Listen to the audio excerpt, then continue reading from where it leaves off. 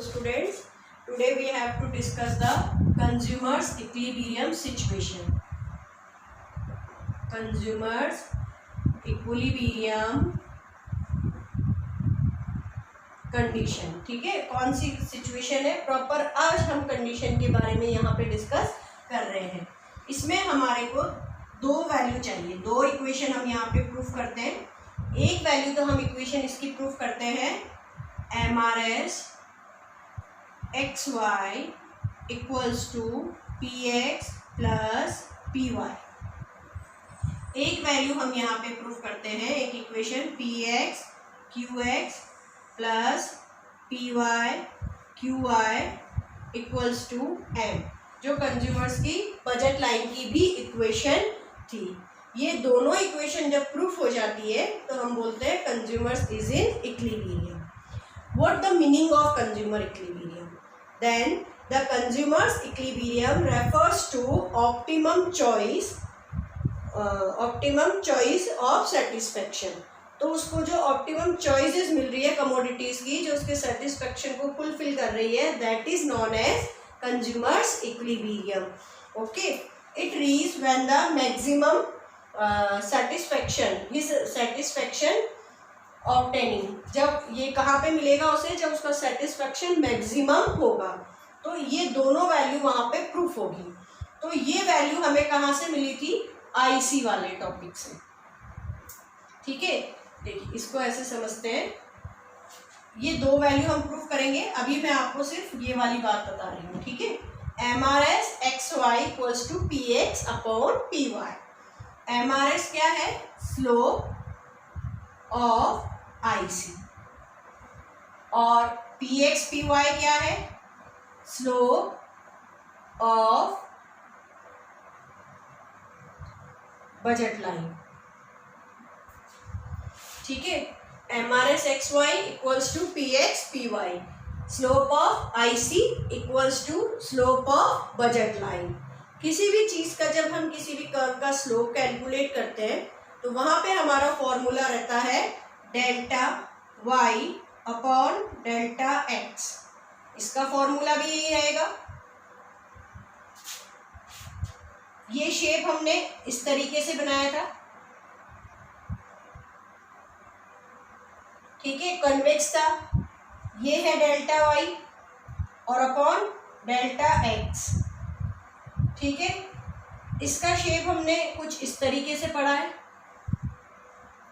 इसमें भी जब हम इसका स्लोप कैलकुलेट करेंगे तो ये डेल्टा Y है और ये डेल्टा X. ठीक है, अब ये इक्वेशन में हमें कंफ्यूजन ना हो इसलिए हमने इसको बोल दिया स्लोप ऑफ IC और इसके स्लोप को हमने बोल दिया यहाँ पे बजट लाइन. इसलिए इस फॉर्मूले को हमने बोल दिया consumer will in satisfaction when the slope of IC is just equal to the slope of budget line. Budget line का स्लोप जो रहेगा वो किसके बराबर रहेगा? देखिए, कल वाले वीडियो में मैंने आपको बताया था कि कंज्यूमर के पास में क्या था? 20 रुपीज़ थे और PX कितना था? 2 रुपीज़ और PY कितना था? 1 रुपीज़. इसका मतलब कंज्यूमर अगर पूरी 20 रुपीज़ इसी के ऊपर Y कमोडिटी पर खर्च कर रहा है तो 20 क्वांटिटी खर्च कर सकता है. और अगर कंज्यूमर पूरे ही पैसे X पर खर्च कर रहा है तो मैक्सिमम इसकी कितनी यूनिट कंज्यूम कर सकता है? 10 कर सकता है. ठीक है, ये वाली सिचुएशन थी. एक सपोज मान लीजिए हम बीच में इसकी कोई लाइन ले लेते हैं. कॉम्बिनेशन, दो कॉम्बिनेशन की हम यहाँ पे बात कर लेते हैं. ठीक है, दो कॉम्बिनेशन में सपोज कंज्यूमर यहाँ पे 8 क्वांटिटी परचेज कर रहा है. तो X कमोडिटी है 2 रुपीज़ के हिसाब से 8 क्वांटिटी 16, तो यहाँ कितनी करेगा? 4. ठीक है, तो कॉम्बिनेशन क्या बना? 4 and 8 का. ओके, फिर यहाँ पे कंज्यूमर क्या कर रहा है? सपोज यहाँ पे 6 यूनिट परचेज कर रहा है X कमोडिटी की, तो 6 2 जा 12 रुपीज़ वो इस पर खर्च कर रहा है. तो इसकी कितनी खर्च कर सकता है? वो स्पेंड कर सकता है 8 कर सकता है. अब इस वाली सिचुएशन को मैं आपको थोड़ा सा समझा रही हूँ, ध्यान रखना. हमेशा जो स्लोप ऑफ बजट लाइन रहेगा, इसका मतलब delta Y upon delta X रहेगा, वो हमेशा equals to P X upon P Y रहेगा, P X upon P Y रहेगा। ठीक है, तो ये क्या है, slope of budget line. Okay, तो ये इसके इक्वल टू रहेगा। कैसे रहेगा, देखिए यहाँ पे मैंने इस वैल्यू ले ली, सपोज ये स्लोप कैलकुलेट कर रही हूँ, ये कैलकुलेट कर रही हूँ, तो मैं इस वैल्यू को ले रही हूँ और इस वैल्यू को ले रही हूँ। ठीक है, ये चेंज है। तो डेल्टा वाई कितने का चेंज है, डेल्टा वाई में 4 अपॉन डेल्टा एक्स कितना चेंज है 2 इक्वल्स टू पी एक्स हमारे पास कितनी है 2 एंड पी वाई हमारे पास कितनी है 1। ओके, तो इसको हमने कैंसिल करा, तो ये भी क्या आ गया 2 equals to 1 upon 1 and equals to 2 upon 1 हो गया। That's why we can say here that slope of budget line is px upon py। ये इसीलिए इसको हम क्या बोल रहे हैं, स्लोप ऑफ बजट लाइन बोल रहे हैं। ठीक है, अब बात हम करते हैं इस इक्विलिब्रियम की। इसका मतलब ये तो किसका स्लोप था, आईसी का, और ये किसका स्लोप था, बजट लाइन का। तो दोनों के स्लोप जहां पे इक्वल होंगे वहां पे कंज्यूमर क्या होगा, सेटिस्फाई होगा। तो चलिए देखते हैं।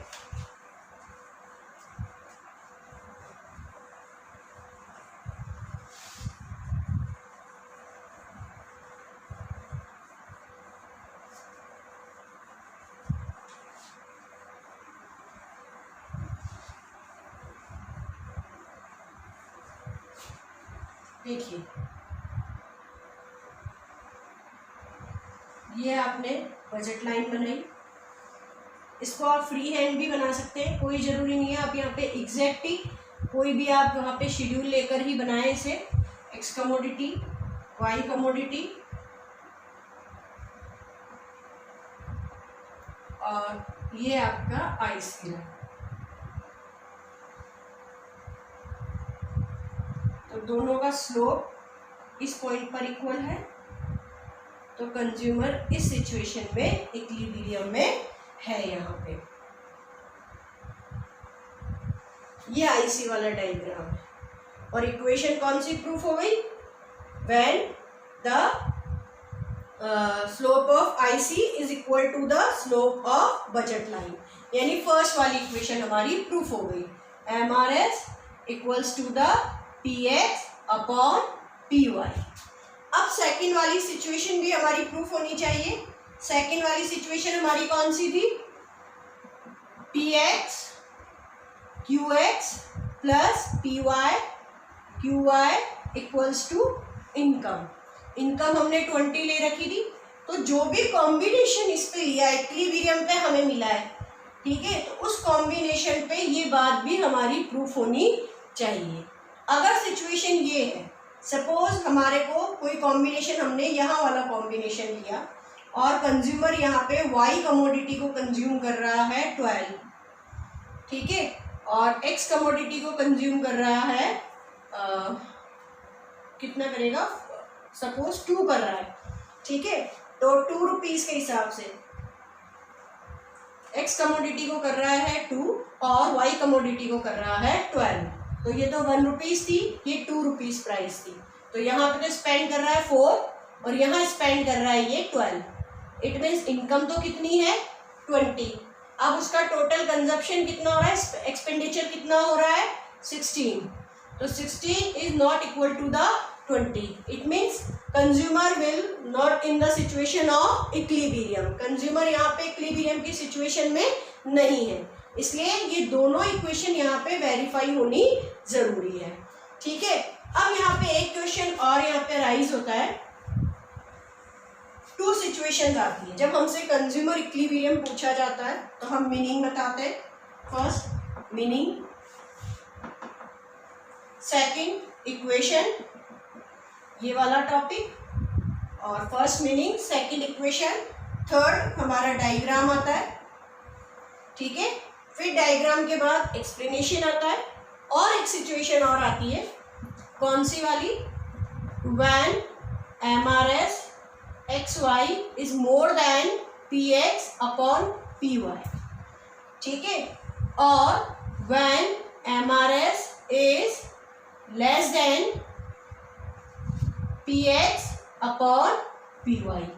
जब MRS इससे ज्यादा है तब क्या हो रहा है, और कम, क्योंकि इक्वल पे तो कंज्यूमर क्या हो जाएगा, सेटिस्फाई हो जाएगा। तो when the MRS, it mean slope of IC, आप अपने माइंड में रख लीजिए, willingness, willingness is more than actual payment, ये उसको पेमेंट करना पड़ रहा है और ये उसकी विलिंगनेस को शो कर रहा है। तो when the willingness is more than actual payment,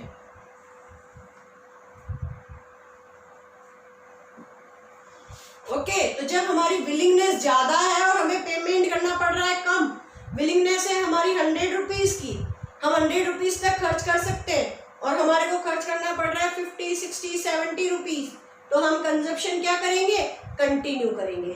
तो in this situation consumer will continue the consumption. And second situation, willingness is less than actual payment, सामान आ रहा है 150-200 रुपए का और हम सिर्फ खर्च कर सकते हैं 100 ही रुपए, तो यहाँ पे he will not the continue the consumption, okay. तो ये दो सिचुएशन हम समझाते हैं। Again I repeat, when the slope of IC is more than the slope of budget line, it means consumers' willingness is more than the consumers' actual payment. That's why he will continue the consumption. And second one situation, when the willingness is less than actual payment, then he will not continue the consumption. उस situation में वो consumption को continue नहीं करेगा। तो ये आपको first point, second point, third point, और ये आता है आपका फोर्थ पॉइंट। इसको जब आप समझाते हैं तो आपकी कंज्यूमर्स इक्विलिब्रियम वाली सिचुएशन यहाँ पे पूरी होती है, ठीक है। अब ये आपको मैंने एक चैप्टर सेकंड यूनिट का पूरा समझा दिया। कौन सा पूरा चैप्टर समझा दिया मैंने आपको, ऑर्डिनल अप्रोच का,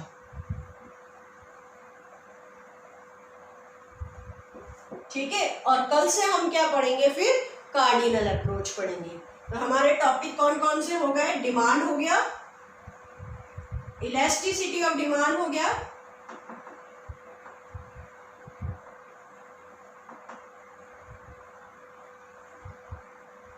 एक चैप्टर, सेकंड, थर्ड, और अब एक बचता है कार्डिनल अप्रोच, जिसको हम कल डिस्कस करेंगे। Okay, thank you.